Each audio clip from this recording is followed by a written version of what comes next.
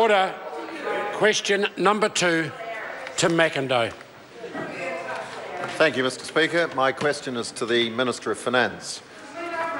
How does Budget 2015 continue the government's plan to manage the public finances while supporting the most vulnerable? Mr Speaker. The Honourable Bill English.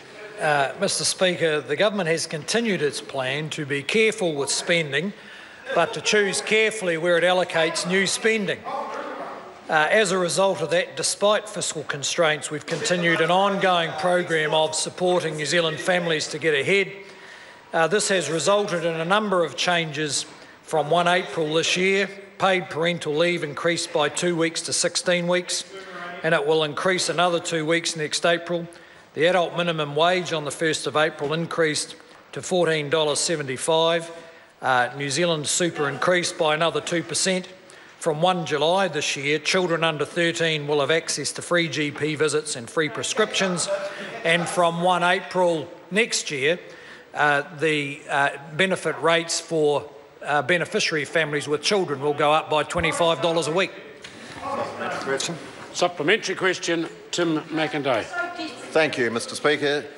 How will Budget 2015 support more jobs and higher wages for New Zealand families? Honourable Mr Bill Speaker, English. one of the most important things we can do for vulnerable families is to assist them into work, assist the parents into work, and when they're in work, of course, it's important for them to see the prospect of steadily rising incomes. This is occurring. The budget forecast shows 194,000 extra jobs since late 2010, and another 150,000 jobs are expected by 2019. Average annual wages have increased by $5,700 in the last 4 years and are forecast to rise a further $7,000 to where the annual average wage will be $63,000 a year in 4 years' time. So we can assist more people into work because there are more jobs, and when they're in jobs, both the minimum wage and the average wage will continue to rise. Further supplementary question. Supplementary question, Tim Macindoe. Thank you, sir. To the Minister, how will the government's $790 million child hardship package deliver more support for families who most need it? Honourable Bill English. Well, Mr Speaker, the evidence shows that those families who are most in need are those who are persistently on low incomes for a long time on benefit, where there are children, and therefore the government's package is targeted at lifting the benefit rates for families with children. This is the first time that core benefit rates have been increased, apart from inflation adjustment, since 1972. We also recognise that low-income working families are under pressure, and so there are increases in the minimum family tax credit and in the base rate of the in-work tax credit. And in addition to that, childcare assistance will be increased.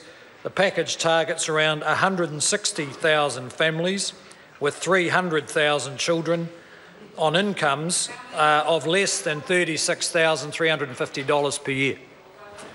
Further supplementary. Supplementary question, Tim Macindoe. Thank you, sir. What other measures were progressed as part of Budget 2015 to support vulnerable New Zealanders? Well, Mr Honourable Speaker, Bill English. The government is continuing to advance a social investment approach, which is aimed at resolving some of the most complex social problems and family problems that there are in our community.